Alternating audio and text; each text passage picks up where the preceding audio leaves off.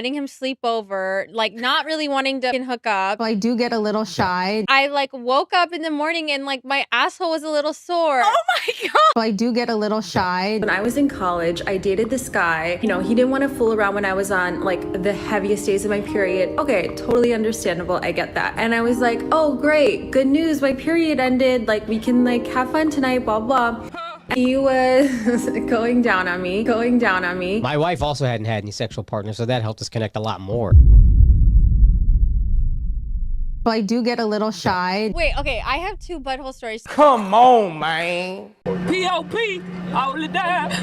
All right, y'all. We back. And yes, it's about Akaash again. A fucking again? Oh my God. Yes, I'm sorry. Look, man. If you told me at the beginning of the year that I would end 2025 giving y'all 4 reaction videos about the co-host of the Flagrant 2 podcast, I wouldn't believe you, dog. I'd probably get mad at you for suggesting it. Get my face, whore. But listen, I ain't gonna lie to you. This situation, it's interesting. It's entertaining. I'm sorry. I'm having fun. Fun to do bad things.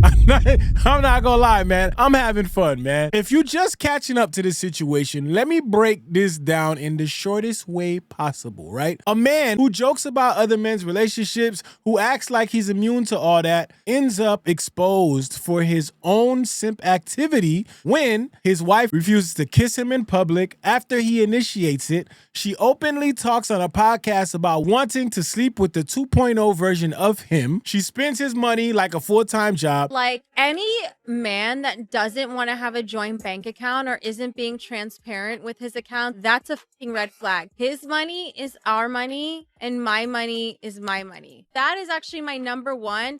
They must be generous with their finances from day. And she documents it all on TikTok, man. That's pretty much the summary of it, man. But fuck, roll some clips, man. This is a sexy song. Oh! For my lady. For you to shut up every time I tell you to. I was never good enough for you. You were always crying out of my view. I had never felt this love for you. And I keep trying, I keep trying, I keep trying. He must still qualifying to be yours. So yeah. Yeah, man. It's a rough one, y'all. Most people would feel bad for Akaash, right? But when you're sitting next to Andrew Schultz every week, laughing at other people's relationship problems, cracking jokes, and half of your stand-up is based on relationship, and then your own relationship turns into the exact thing you joke about, you can't be surprised when folks skip the sympathy lane and drive straight into laughter, dog. And what made this whole thing crazier was the silence from Flagrant 2. Akaash is in India or Dubai. A planned trip. A planned trip that was planned before this madness. Okay? He's there. And obviously we want to talk about what's going on, but we don't feel right talking about without him here. Mm-hmm. So once he's back, we're going to have that conversation. I'm sure that will be spirited. But guess what? People were speculating. Are they protecting him? Are they waiting for it to blow over? Is Andrew Schultz avoiding it on purpose? But honestly, I think it's simple. I think they were waiting for him to get back from vacation so they could maximize the content, as they should. And yes, the vacation was where his wife was documenting herself shopping with his money. So whatever relief you thought he got, it ain't happened, man. But listen, they finally addressed it. Finally did it. They finally did it. And I'm gonna keep it real, man. I expected them to laugh it away, like they were gonna have some deep, serious conversation with him. Akaash, look, I love you, but we have to talk about it.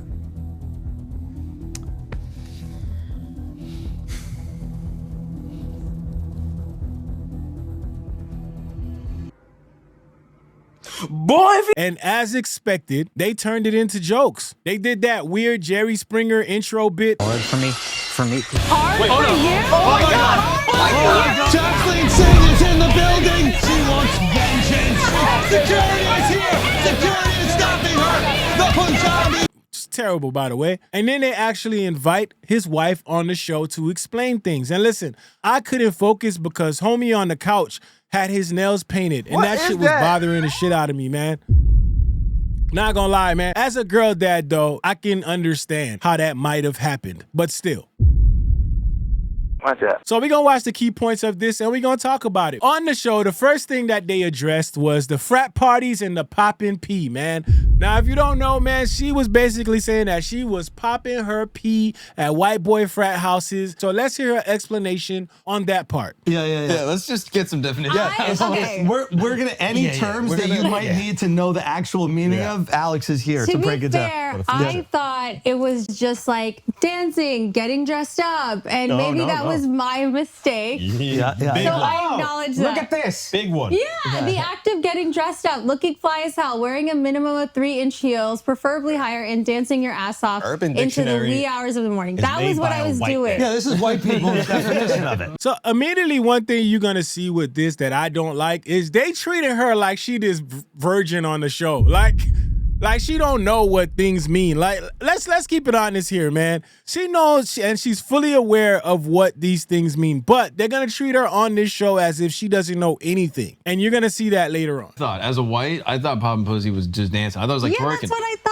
Yeah. Okay. Well, I knew that that's what you meant. Yes, that's what I right? meant. But like once the internet makes you a whore, Yeah. All right, so immediately, like what you can see right now is they trying to laugh this shit off. And they're trying to downplay what she said by focusing on one small portion. If she had said, I was popping my pee in college and left it at that, I don't think anybody would have thought all the things they would have thought with that. People might think she's talking about dancing, getting wild at parties, whatever. But when you follow that up with, I was popping my pee at white boy frat houses with a roster of guys, what are we talking about at that point? What do you expect people to take from that? And Schultz jumping in there like, oh yeah, that's what I thought she meant too. Come on, man. You're helping your boy. I get it. But let's keep it real, man. And then she goes deeper into the frat house details and the guy roster thing. There was a rotation of guys. a roster.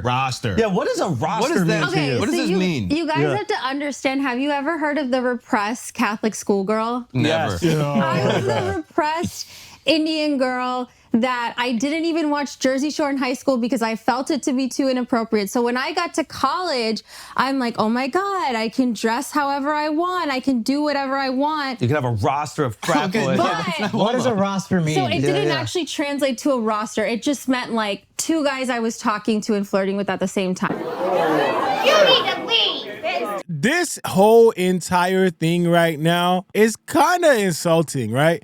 It's kind of insulting that they're trying to make her look like this innocent girl who knows nothing about anything and like is just throwing out all these words that nobody knows what they mean. Poppin' your pee, white boy frat houses, roster of guys. You're nasty. What else could you mean at that point? And we're not even getting into all the things that she said. There's things with her out there talking about waking up and her butthole being sore. Oh my God. It's like, yo, what are we talking about at this point? And I'm not gonna lie, man, this part genuinely annoyed me because you know what would have actually helped in this situation? A serious talk with Akaash and his wife sitting there together. Together, not her sitting on one side of the couch and him on the other side. Them together, talking about their relationship, the dynamic, their communication, body language between these two, and you're gonna see it, tells more than the explanation ever could. And instead, we got a panel of dudes interviewing her while her husband sits there barely looking at her, but staring into Schultz's eyes like they're the couple in the room. The shit is weird, man. Super weird. When you say hooking up, I think people When think you I meant mean fucking. hooking up, I just meant making out. Again,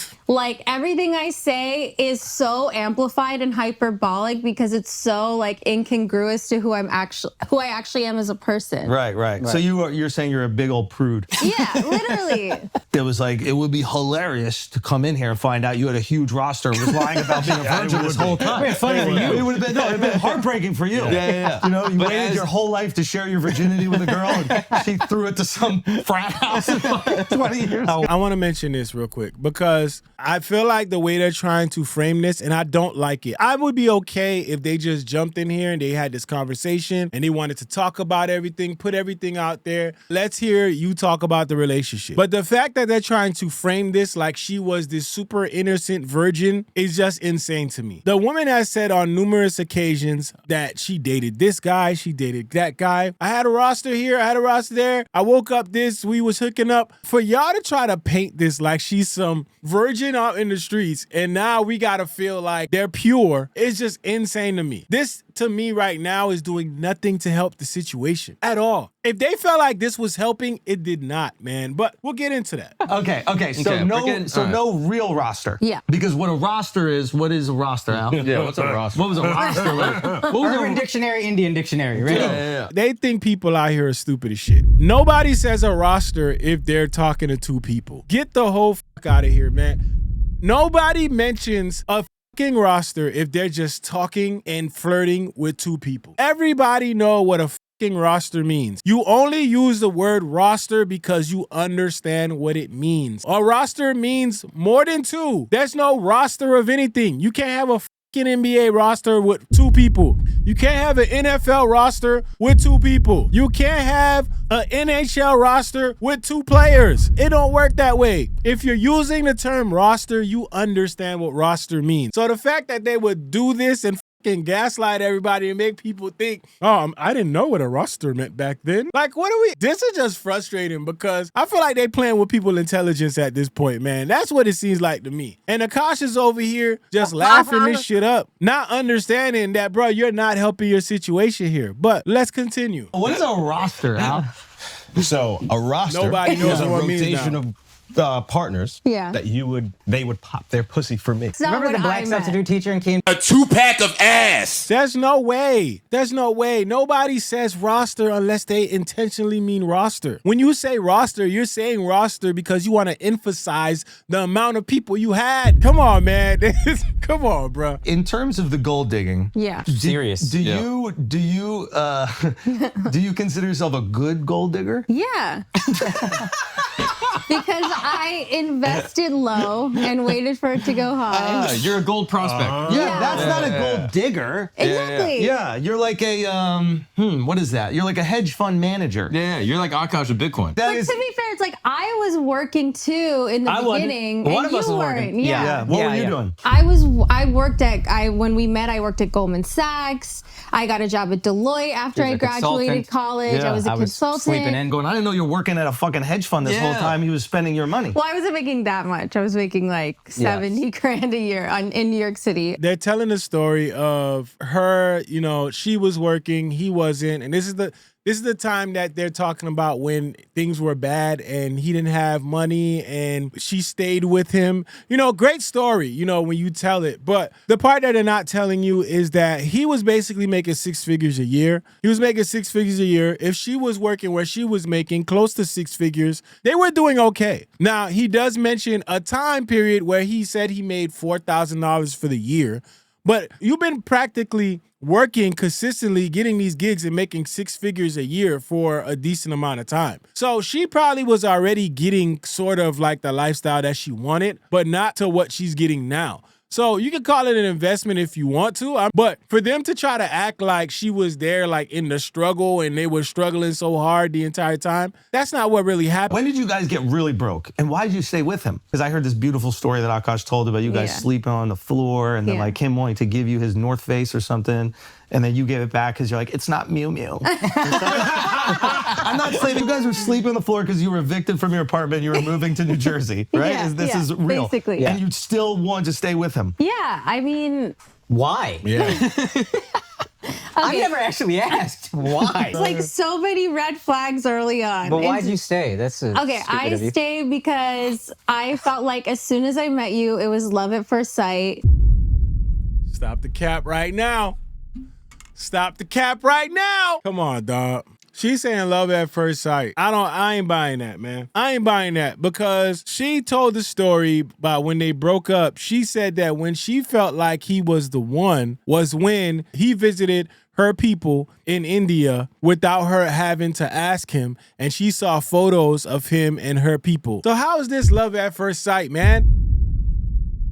I get it. Y'all here, y'all telling a story, y'all trying to fix things, but tell the truth. You just like know when you have that special connection. It's like, okay, like God picked this person out for me, and like everything he did from top to bottom, like his character, his integrity, his personality, like I just like loved everything about it. So I was like, okay, like I don't want to just leave because we're going through a hard time, because I really believed in like his potential. All right, so yeah, we gonna move on to the other part, because right now they're just gonna try to throw a bunch of fluff in here. But I want to take y'all to where she talks about the ducking the kisses, because that was one of the big things that people were discussing and people were saying was a red flag, was her ducking the kisses. Because every time he would come in for some kisses, some PDA, she would dodge that shit, move over to the side, all that other shit. So let's hear her explanation on that. Tell us about the duck. Do you always duck his kisses when there are not people around? No, not when there aren't people around, just when there are people around. And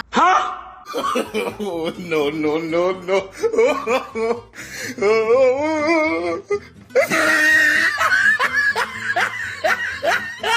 Look, there's more affection going on between Schultz and Akaash than him and his wife. Oh my God. Like, what are we on, man? I didn't know that I did that, so I really sat and thought about it. Okay, maybe it's like the repressed Indian girl thing where it's like I get a little bashful, I do get a little shy, I was popping my pussy and living my best life in these white boy frat houses. Get overstimulated because Akaash does it a lot, like every 30 seconds, like a little bit. I get it now, this thing. I get it. That's why I grabbed your chin so you couldn't. I didn't move my face though. I wasn't gonna let him find Yeah.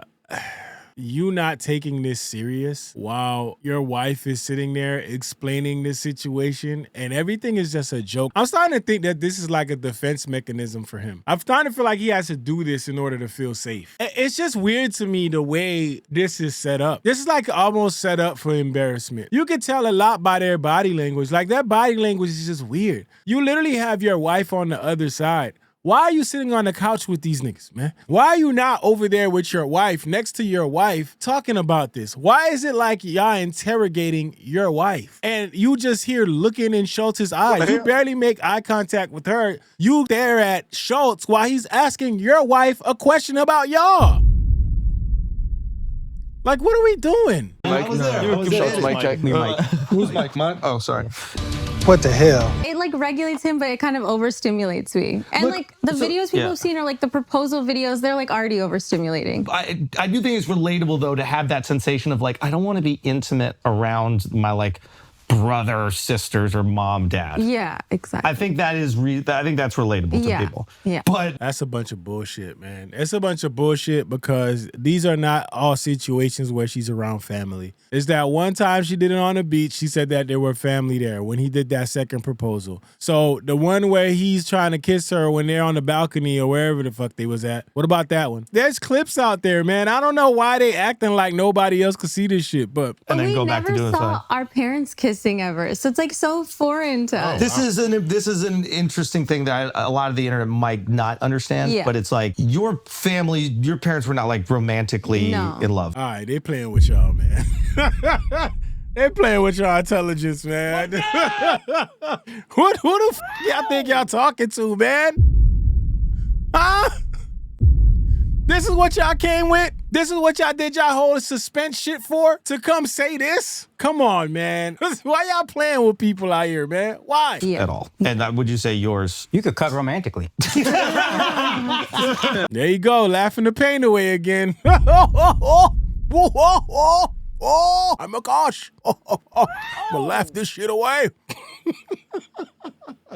In this part, they dared her to kiss him, right? And even that didn't help because when you're being painted as a man who's being used and your wife that won't show you affection unless prompted on camera, laughing everything off isn't the solution, man. There are moments where Akaash could have taken control and shown serious about their relationship in this whole thing, but every time he ends up cracking a joke, and I get it, man, he's a comedian. But this is your marriage, bruh. Your wife, your pride, your reputation. Like, laughing doesn't fix everything. And the fact that he thought everything was funny here just shows you can't be taken serious. Like, she's probably looking at you like, I can't take this serious. And this in turn shows the way and how she treats you. No offense to the homeless people, but like, you know, when you get on the subway and there's like a homeless person sleeping and like everyone has to get out of that car? Yeah. That's what my husband's balls smell like. Oh my God, I hope he's not mad. Because you're not even taking this shit serious. But this was cringy too. But even in this moment, you could sense the hesitation and how unserious he is about this whole situation. Will you kiss Akaash right now? I don't even know if I want to see it. On the lips.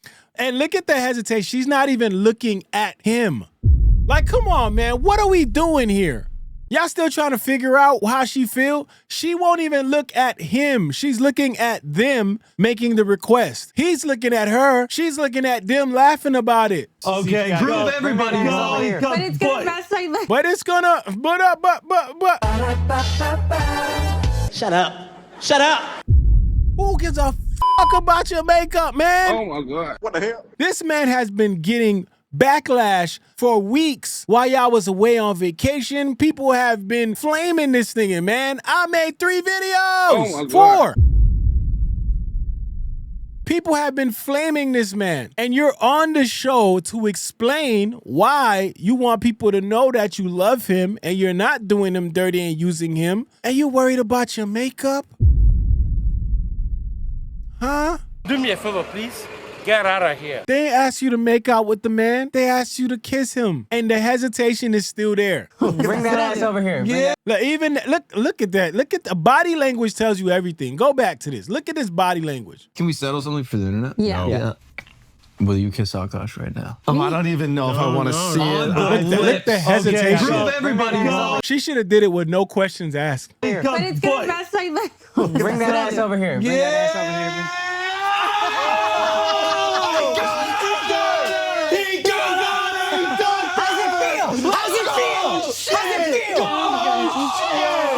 Man, you corny! What the hell? Oh my God. Yo, I don't know what they thought was going to be accomplished with this, but this does not help. This does not help, man. Not only did she hesitate, but even in this moment, you decided to make this a joking moment. Laughing everything off is not the solution, man. And I understand he might be doing this because he feels like this is a way to cope, to feel better about himself in the position he's in. But laughing this shit off ain't gonna help you, dog. And in that moment, you should have just kissed your wife. If you feel like you had to do this to show everybody, my wife is great, she's not using me, just kiss your wife. Why does this have to be a joke? It's just strange to me, man. Look, my man in the back can't even believe it. Oh my God. He like, yo, she kissed him? Yeah, that actually happened. Yeah. She's not even looking at him. The body language will tell you everything, man. She's not even paying attention to this nigga. She's just looking off to the side. She don't know where she at, but he's always looking for her, and it's insane. So then on this moment, she addresses the negativity online. But can I just say there's so many TikToks where I talk so positively about him. And Yeah, but like, why that doesn't go viral? Yeah, that's Positively boring. talking about people. Well, yeah, but I was just saying, I like found so many TikToks where I was saying so many amazing, uplifting things, but they didn't grab onto that. The internet will never reward positivity. Yeah, that's true. Lesson learned. Here's my response to that, man. When it comes to that, the bigger issue is, why are you sharing this much of your personal business publicly? To even sit there and wonder why nobody's sharing the positive and everybody's sharing the negative. If we're being honest, some things should just stay off camera, especially the things that paint your relationship in a bad light. Because at that point, it doesn't matter how much positivity you sprinkle into that. You've already given people too much negative context. So to sit there and wonder why people only talk about the negative in a world of social media that you're frequent on, I don't even understand why you even worry about that. But I get why you say it. You say it because you want people to look at you like, oh my gosh, they're all talking about the negative things I say. Look at the positive things I say. But that's not the point. The point is that you're putting everything online, and the things that you're focused on are the things that put him him in a negative light. I think I learned so much of my humor from Akaash. Kind of forgot that like the internet doesn't know all these multi dimensions of my personality. So the orgy joke started with like Akaash being like, "Oh, Nav's really hot." Like Akaash would show Nav's picture to his trainer or whatever because he's like really like ripped or whatever. And you haven't seen Nav yet, but wait till you fucking see him. His body goes crazy. His face card always slays, never declines. She had a body count, I would have been like, hey. But because she doesn't, and I know how like innocent she actually is. Oh, you are a virgin? That's real? I was a virgin until I met him, yeah. Really? Yeah. What do you mean by that? Listen, man, I ain't here to debate whether or not you let somebody crack. I ain't here to debate whether or not somebody clapped them cheeks. But whatever she is counting as virginity, that's on them, man. I'm gonna let them deal with that, man. Because I feel like it's cool to say it, you saying that, but then everything you saying in these videos, shit not adding up. Letting him sleep over, like not really wanting to hook up. I like woke up in the morning and like my asshole was a little sore. Oh my God. I do get a little shy. When I was in college, I dated this guy. You know, he didn't want to fool around when I was on like the heaviest days of my period. Okay, totally understandable. I get that.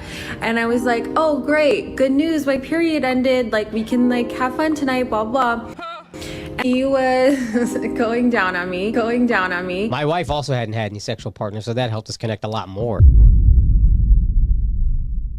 I do get a little shy. Wait, okay, I have two butthole stories. Come on, man. The things you telling people, it just ain't adding up. Something ain't right. The math ain't mathing, man. I'm just saying. So to keep telling people you ain't never did nothing. And if she wasn't, that body count thing, I'd have been like, what are we doing here? Right. I would have been insecure about it. But I can be, not that I'm so secure, but with that joke, I'm like so secure. Oh, I absolutely would feel insecure. And I think stupidly, I was like, oh, it's an orgy, so it's all of us. It's not like talking. Yeah, that is stupid. And this just shows you how much she disregards his feelings. You might care for him, but she doesn't give a shit about how he feels. Because this just shows you the disregard she has. I mean, you think because you're talking about a potential orgy and because you include him in that, you think that's something that he would like to hear? This shit is wild. One of our fans asked us, would you guys have an orgy? So I just said, oh, I'm actively trying, like as a joke. But how come you can have a joke about outsourcing hand jobs and blow jobs? But aren't you cool with the hand jobs? Yeah. You're cool with him just getting a hand job massage? Totally. This man living in hell, bro.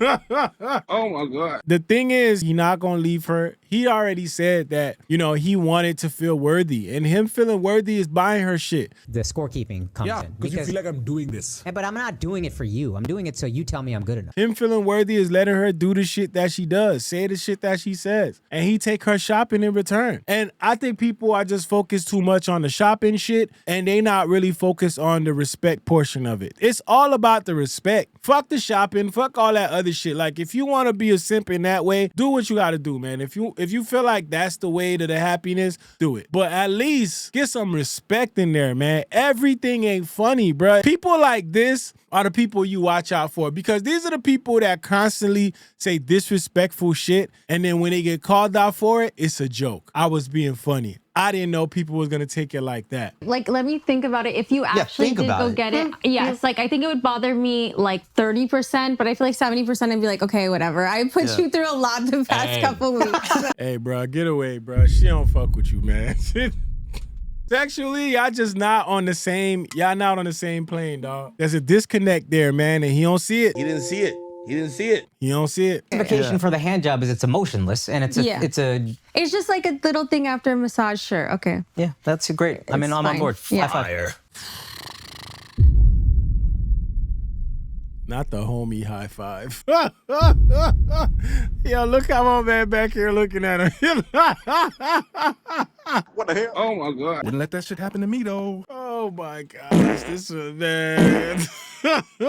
Man, the high fives between them, uncomfortable, bestie vibes, not even husband-wife energy, man. And it just feeds into the idea that she's with him as long as he can provide, man. People's perception. Yeah, the perception. I think the big disconnect with you is like, you guys are so fucking innocent because you've never been with anybody. So when you say say weird sexual things, you think it's absurd. Yeah. But you were unique in your innocence with each other. I think that was the mistake I made, is like thinking that people would understand that. They like, will not. Yeah, they won't. There is a part of us probably comparing and feeling insecure and maybe feeling potentially inadequate. Yeah. Right? So that runs through. Look how Akaash be staring in Andrew Schultz's eyes, bro. He just be looking in his eyes, bro. This is where his comfort zone is. This is his safe space.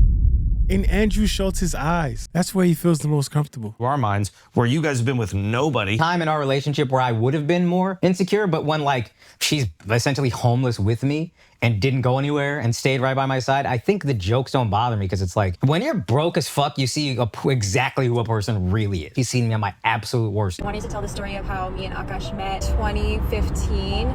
Courtney says to Manu, like, oh, there's like this funny, like, Punjabi comic, you know, he's on this podcast and he's really funny, like you should check it out. And my sister kind of became like a fan of his. It was like so in the nascent stage of his career, like he had just gotten Wildin' Out, I think just got Guy Code and stuff. Quite serious, like she was remorseful for what you've been put through. What she put me through. Yeah. No, I got to use this now. Yes. I feel like if you're gonna get baby blue, oh, the purple's nice. Yeah, I like this one.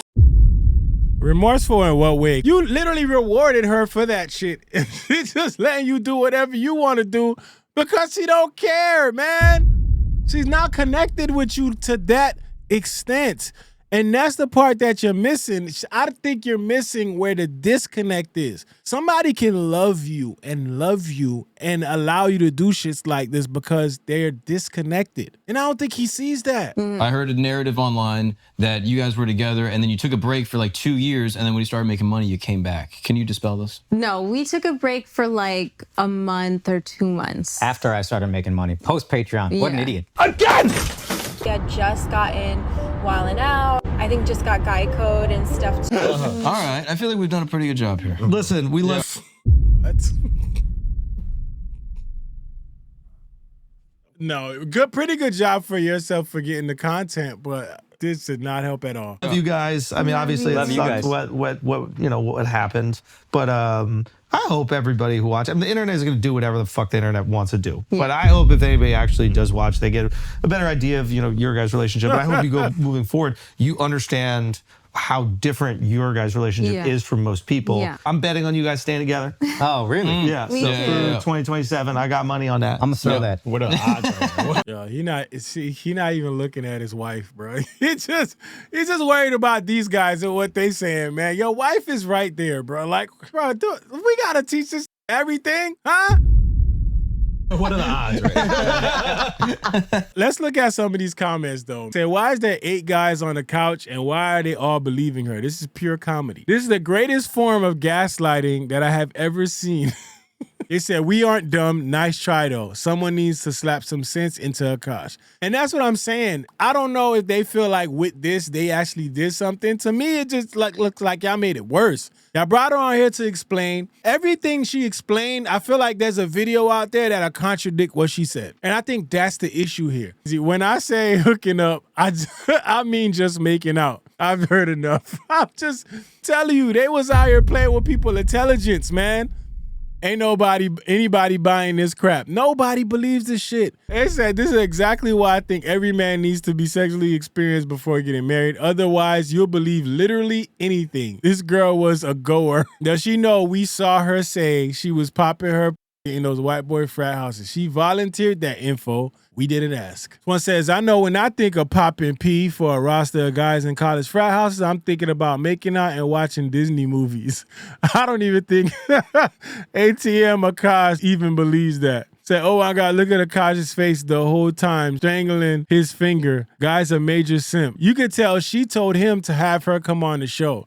She wants more attention. Obviously lying. So yeah, you can see the majority of the comments just show like nobody believes her, bro. So I don't know. I don't know where they thought this was gonna help. That was bad. That just seemed like a whole session where they were just trying to convince themselves. I don't know if they were trying to convince anybody else that she actually is there for other reasons. I think this didn't help at all. I think it was poorly put together. I think them laughing at everything and making this a super joking matter just didn't help the situation.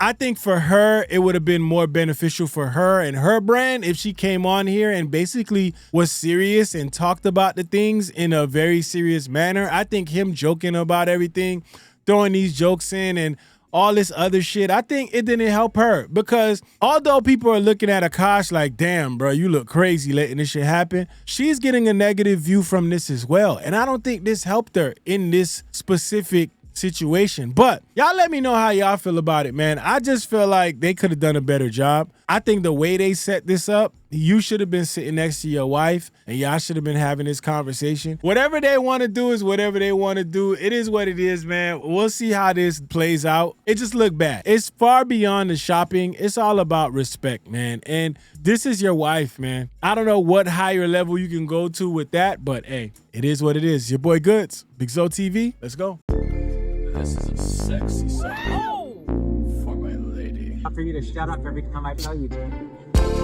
I was never good enough for you. You were always crying, crying out of my view. I had never felt this love for you. And I keep trying, I keep trying. I keep trying. If I still qualifying to be yours. So yeah. You taught me not to think like that, to make sense of me when I sink like that. You tell me I deserve the world, and baby, yes, you are my world. Call me late nights on the phone, out of poetry nothing. and your weary bones. I know you like my hands on you. You've got back problems, yes, it's true. But I got magic fingers. I've never liked PDA. Massage my hands are territorial. I don't wanna put too much stress on your spine. You can always lean on mine. I'll grow multiple and we'll use them to build a little house. A little house where you'll be my spouse. She's like, yeah, I'm high maintenance. It is what it is.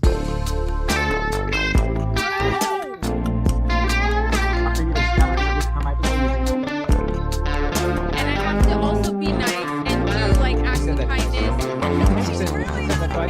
Okay, I have two life stories. You watch when you use a vibrator. Actively trying to have an orgy. Okay, May the 4th is Akaash's birthday, and every year I dread it because I have to be nice.